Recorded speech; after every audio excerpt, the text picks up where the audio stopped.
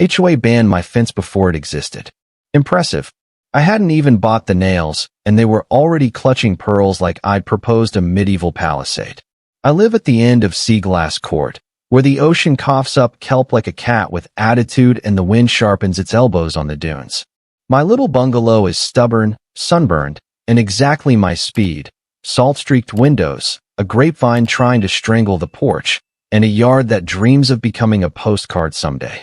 After last winter's storms, I decided to give it the dignity of a beautiful wooden fence, cedar, waist-high, slatted so sunlight could drip through like honey. Charming. Practical. Not offensive to civilization. Enter our HOA president, Karen, who has the permanent expression of someone sniffing milk past the expiration date. Her hair is arranged in weaponized geometry, and her walk says, "I file complaints for cardio." She doesn't visit you. She materializes like a disappointed fairy godmother with a clipboard. But she didn't materialize first. The opening shot was a letter tucked between my door and its dignity. Cream paper. Embossed logo.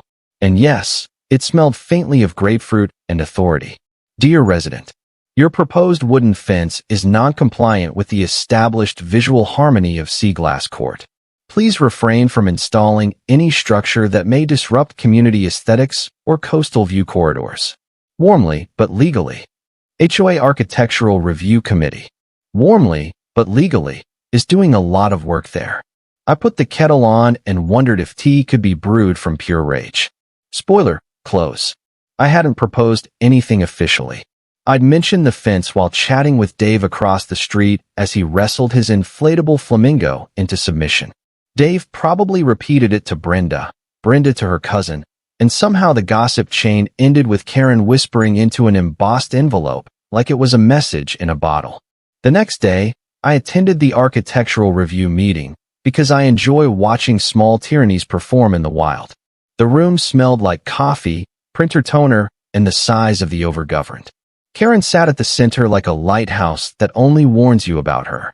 On either side, a treasurer who looked allergic to joy and a secretary whose penmanship was a cry for help. Mr. Seaglass Court, Karen began, already wrong. We're thrilled you're engaged with community improvements.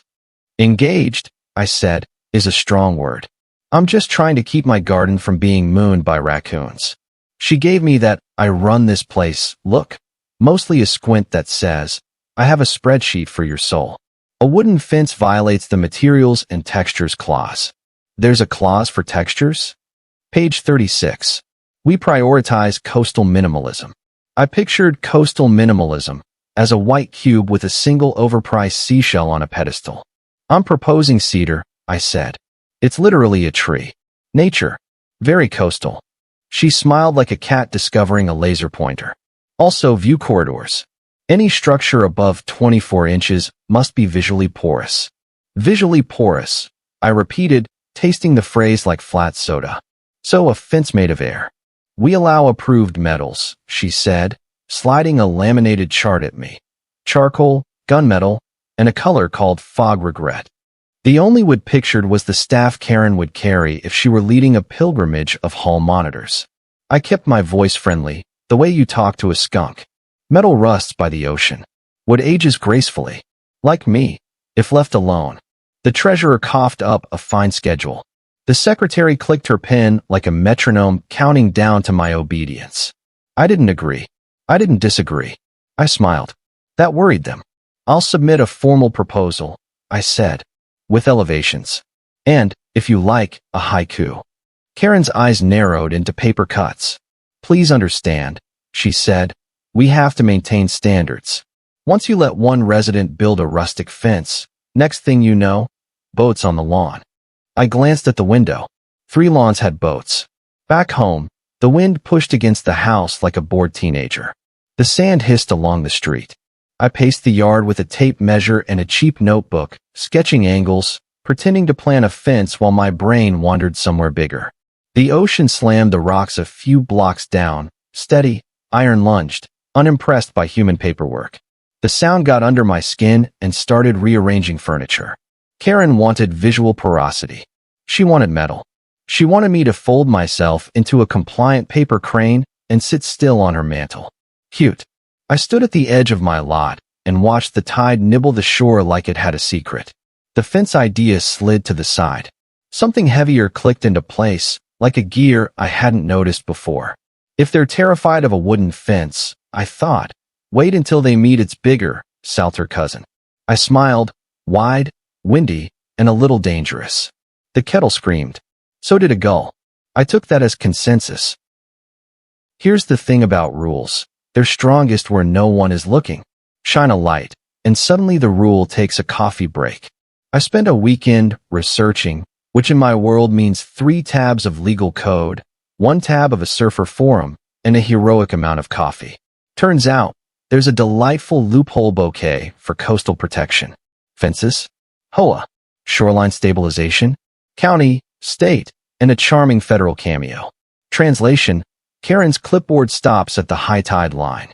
Anything that keeps my property from being nibbled into driftwood falls under erosion mitigation. Not pretty, protective. I could almost hear the ocean whisper, "You're welcome." I called a coastal engineer named Victor who sounded like his beard had tenure. He came out in a windbreaker that meant business and poked at my dune like a doctor with good news. "You've got active scarping," he said, pointing to where last winter had taken a bite. A low-crest break wall would dissipate wave energy, protect the lot, and stabilize the toe. Stone, keyed footings. Native plantings to lock the dune. Will it be visually porous? I asked. Victor blinked, then shrugged. Waves can see through it fine. We took measurements while gulls heckled us. I asked questions in a voice that sounded like I was learning, not plotting. He promised a report heavy with words that could squash 1,000 HOA bylaws. Literal drift, revetment, ruin-up attenuation. Tasty. Meanwhile, I gave Karen something shiny to watch. A formal fence proposal. I went full watercolor, rendered cedar slats, soft sunlight, a cat asleep on the gate like a furry comma. I even included a haiku. Cedar breathes the wind. Salt and shadow braid the yard. Come, legal, harmless. Karen called within the hour. We appreciate your effort, she said, wringing the word like wet laundry.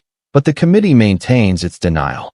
Also, your lawn ornament, the metal heron, violates the avian realism provision.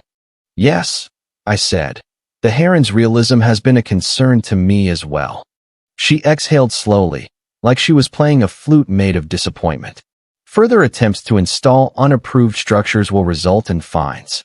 Noted, I said, tasting Victory's appetizer. Quick question, do HOA rules extend to shoreline protection projects permitted by the county? Why would you ask that? Oh, no reason. The wind was being visually porous again. That week, small absurdities bloomed like algae. I received a warning for a hose coiled in a non-harmonious manner. Dave across the street got cited for excessively jubilant flamingo. Karen started doing perimeter walks, which is what she calls spying with athletic shoes. She'd pause at my lot line, arms folded, gaze scanning for crimes like an airport TSA agent for happiness. I kept busy with innocuous theater. I bought stakes. I strung bright twine in a zigzag pattern and pretended to eyeball a gate swing. I whistled. I measured the way you measure when you want your enemy to think you're measuring the wrong thing. Victor's report arrived like a brick wrapped in Latin. He listed storm surge history, dune retreat, sediment transport. Recommended a low break wall of quarry stone set below the eye line, crowned with a planting bench of dune grass and beach pea, functional and, frankly, smugly handsome. He attached permit checklists and said he could file. Timeline depends on agencies, he warned, but this is straightforward. You're protecting, not obstructing. I printed the title page and left it on my kitchen table, just in case Karen's binoculars could read through walls. Next, permits. The county clerk's office had the soft hum of government sleepwalking. I wore my most boring shirt, the color of compliance. Shoreline stabilization for Seaglass Court, I said, sliding Victor's report across the counter like a card shark's ace. Stamps thudded. A form asked if I planned to install lighting. I wrote, no lights. The moon is fine. Back home, I tested stone samples by setting 3 on the sand and spraying them with a hose while nodding thoughtfully. Karen arrived mid-nod. What are those? She asked, voice pitched to panic. Rocks. Draft paperweights, I said. Very coastal. She squinted past me, searching for illegal cedar grains with the hunger of a vegan at a barbecue. We've received complaints, she announced, about excavation noises. From whom? Anonymous. I looked pointedly at her shoes, fresh with decorative sand. I'll meditate more quietly. She handed me a notice of violation for the hose again. Apparently, it was now aggressively serpentine. I framed it on the hallway wall, between the vintage surf poster and my diploma in mind-your-own-business arts. The stone deliveries began at dawn 2 days later, when the permits cleared like weather. A truck backed down Seaglass Court with the grace of a rhino on roller skates. Neighbors drifted out in bathrobes, coffee mugs steaming like thought bubbles. Dave saluted me with the flamingo. Brenda took photos like an eager court stenographer. Karen came marching, clipboard first, eyes wide enough to register seismic activity. She opened her mouth, but the driver dropped a load of granite, and the sound swallowed her sentence whole. I could have sworn the boulders laughed. Absolutely not, she said when sound returned. You cannot construct a wall. Break wall, I corrected, cheerful as sunscreen. County permitted erosion control, not a fence. She sputtered so hard she fogged her own sunglasses. But view corridors. I gestured to the horizon, where gulls wrote swear words in cursive. The view will be fine. The ocean's big. Also, I'm planting native grass on top. You'll love it. It whispers. Her jaw moved like a vending machine swallowing the wrong coin. We will be in touch, she hissed. Use grapefruit paper, I said. It sets the mood. The excavator arrived behind her, bright yellow and unapologetic. Its engine thrummed like a decision. Victor hopped out with rolled plans and a calm that smelled like competence. He pointed. I nodded. The operator dipped the bucket, and the first trench line peeled open, clean, legal, permanent as a punchline forming in slow motion. Karen took one step back and promptly tripped. Papers from her own evidence folder flew up like startled pigeons. I didn't laugh. Out loud. Break wall construction is not quiet. It's the soundtrack of stubbornness. Diesel engines growling, stone thudding into place, and Victor calling measurements over the wind like a prophet who charges by the hour. The boulders arrived in convoys. Big, beautiful hunks of granite and basalt, all mottled with lichens like they'd been stolen from a Viking saga. We stacked them in a zigzag that would redirect storm energy instead of letting it chew on my yard. The wall rose, low, sturdy, more curved than cliff, with gaps to let water breathe, but not bite. It was gorgeous, rugged in a way cedar could never compete with. It looked like the shoreline had just decided, you know what? I'm done retreating. The HOA meetings turned feral. I didn't attend self-care, but Dave gave me the play-by-play. Karen brought up your wall like it was a crime scene, he said, sipping coffee on my porch. She had a slideshow. First photo, the boulders. Second photo, the boulders with arrows. Third photo, a blurry picture of you holding a measuring tape like it was a weapon. That's my good side, I said. She kept saying unauthorized structure until the treasurer reminded her that you have permits from actual government agencies. She looked like she swallowed a stapler. Karen's new tactic was bureaucracy by mosquito bite. She sent letters accusing me of excessive construction dust. It was sand. This is the beach, Karen. She flagged my recycling bin for being visible from the street. She claimed my break wall invited loitering gulls, which was biologically impressive. One morning, she caught me on the sidewalk. You've created a hazardous environment, she declared, waving a binder thick enough to stun a manatee. For erosion? Yeah, I'm guilty of stopping it. Her smile was the kind dentists warn you about. This wall is antagonistic to the spirit of the community. I thought the spirit of the community was salty air and low taxes. She pressed her lips together so hard I swear I heard a squeak. By week 3, the wall was complete. We planted dune grass and beach peas along the crest, weaving their roots into the sand like stitches. From the street, it looked like nature itself had shrugged and grown a spine. From the beach, it looked like you'd better find somewhere else to dump your storm surge. Neighbors stopped by to admire it. Brenda brought lemonade and asked if I'd consider a bench. Dave installed a solar light at the path to the beach, calling it community service. The kids from 3 houses over started using the slope as a pirate lookout. Karen? Not a fan. The day after we finished, she hosted a special compliance review on her driveway. She'd set up folding chairs, a refreshment table, and, no joke, a large printout of the HOA bylaws mounted on an easel. She gestured at the break wall like Vanna White revealing a particularly expensive vowel. This structure, she said to her audience, violates the cohesive aesthetic established in Section 5. It's not a structure, Victor said, strolling up with his permit folder. It's shoreline stabilization. Karen glared. You don't live here. No, Victor said, but the county does. He handed her a copy of the stamped approval, then turned to the group. Without it, the next big storm could undercut 3 properties. This protects all of you. A murmur rippled through the crowd. Karen's shoulders tightened, like she'd just realized the lemonade was warm. I stepped forward, smiling sweetly. Karen, if you'd like, I can put up a little plaque dedicating the wall to the HOA. In loving memory of the View Corridor, 2025. Dave spit lemonade through his nose. Karen ended the meeting abruptly, muttering something about ongoing review. She stormed off, unfortunately not into the actual storm. For the next few days, she sulked in stealth mode. No letters. No perimeter walks. Just the occasional sight of her peeking through her blinds, probably rehearsing her closing arguments for whatever bureaucratic last stand she was planning. I didn't mind. The wall was done. The permits were permanent. The ocean could rage all it wanted, and my yard would stay exactly where I left it. What I didn't expect was the way the wall turned into a neighborhood attraction. People brought folding chairs to sit on top and watch the sunset. Someone left painted shells along the edge. Kids used it as a stage for impromptu sandcastle competitions. It was, ironically, the most community-building thing on Seaglass Court, which, of course, made Karen hate it even more. Her next move wasn't going to be a letter. No, Karen was winding up for something public. I could feel it, and I was already sharpening the punchline. Karen's something public came faster than I'd hoped, which was either a blessing or proof she'd been plotting since the first boulder hit the sand. It started with flyers.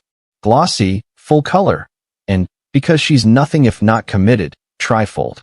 Title in all caps. Preserve our view. Remove the wall. Inside, a photo of my break wall cropped to make it look about 15 feet taller than it is, with captions like a barrier to beauty and unapproved by the HOA, but somehow legal? That last part killed me. It's basically an admission of defeat, printed 200 times.